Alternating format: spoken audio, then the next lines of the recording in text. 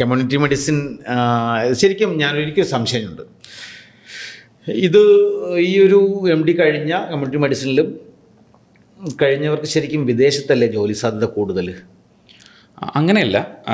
Community medicine എന്ന് പറയുമ്പോൾ ശരിക്കും ഞാനിപ്പോൾ ഇന്ത്യയിൽ നമ്മുടെ നാട്ടിൽ കമ്മ്യൂണിറ്റി മെഡിസിൻ ചെയ്യാൻ എൻ്റെ നാട്ടിലെ കമ്മ്യൂണിറ്റിയെ സെർവ് ചെയ്യാൻ വേണ്ടിയിട്ടായിരിക്കണം ഞാൻ നിൽക്കുന്നത്. അപ്പോൾ ഇതിൻ്റെ ഒരു റിസർച്ച് എന്നൊക്കെ പറഞ്ഞാൽ ഭയങ്കര വലിയ ഏരിയയാണ്. നമുക്ക് WHO അല്ലെങ്കിൽ അങ്ങനെയുള്ള വലിയ വലിയ ഓർഗനൈസേഷൻസിലും റിസർച്ച്, ഇൻ്റർനാഷണൽ റിസർച്ചിൻ്റെ റിലേറ്റഡ് ആയിട്ടും ഒക്കെ ഒരുപാട് ഓപ്ഷൻസും ഓപ്പർച്യൂണിറ്റീസും നമുക്ക് കിട്ടും.